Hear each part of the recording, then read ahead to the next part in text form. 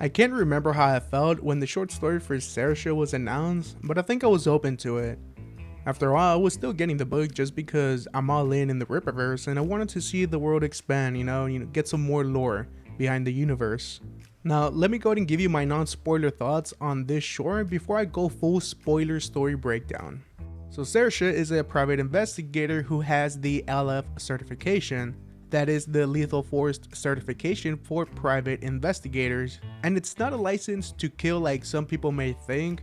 What it is if justified and if the PI is on contract, then he or she can use lethal force. So the quick rundown of the story is that Saoirse has taken a job from a local gang leader and she infiltrates a private party where she's trying to get information on Mondo Machin regarding his intentions in a certain area of Flores Park. Now I gotta say, I thought it was better than Salvage if I'm being honest. And no, it's not because of the twins, okay? So here we have Saoirse, who is a capable fighter in her own right. She's someone who uses her good looks to her advantage as we see at that party. She is a femme fatale after all.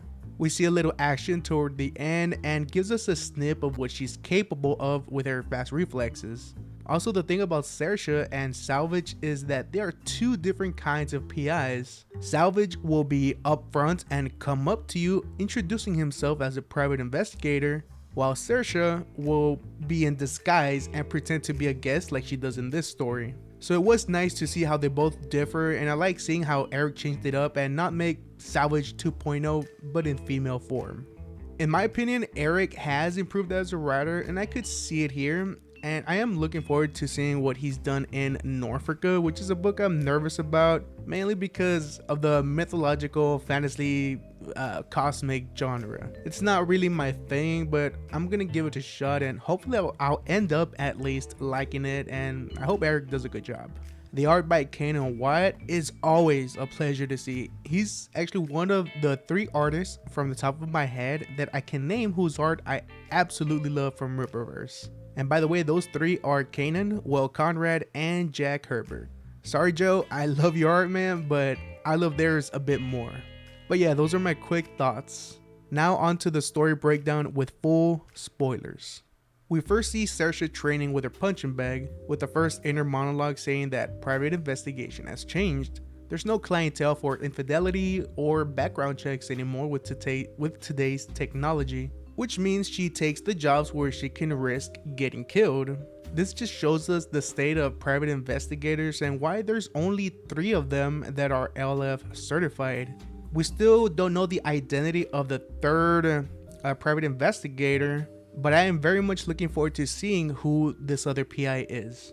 Our next scene is in the Lower East Side of Flores Park, Texas, where she's meeting with Reggie Parlay regarding a job he's hiring her for. Apparently, someone has been making moves in the southeast side of Flores Park.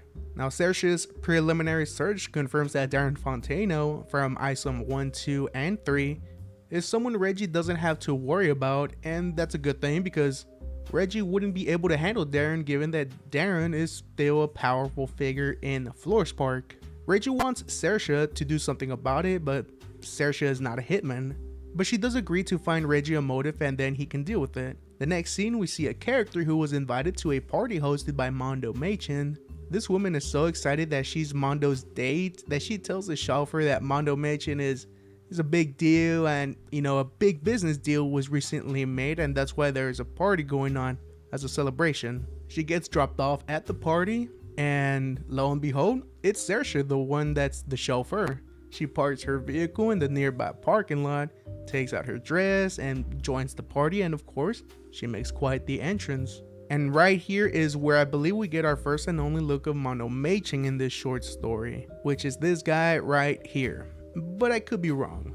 After making some small talk with a waitress, she takes a drink, takes a seat, and of course she gets the attention of one of the hosts and invites her upstairs to essentially a VIP area. She makes the excuse of using the bathroom to snoop around and uses the badge ID from the waitress she was making small talk with to enter her room. She goes through the computer but finds nothing and ends up getting caught by the host. She tells him the truth that she is an LF private investigator, and he's pissed off and tells her that they don't recognize her kind and tells her to come with her. He tries to grab her, but she dodges him and proceeds to then break his leg and just leaves him there. In her last ditch to get information, she pretends to be a guest again and sits with two women who work for Mondo. She pretends to be working with Mondo, and one of the women asks how she's feeling about the expansion. Before she can answer, the other woman says that they are just so young, but when she got in the game, she was as young as them. And apparently if it were another crew handling whatever this is, it'd be a lot more dangerous. So maybe Mondo is more powerful than we may think for them to feel that confident. It's then time for Saoirse to dip out of there because they are getting close. Then in the inner monologue, she says that Mondo is looking for young, naive boys and girls to recruit them to get into the drug business.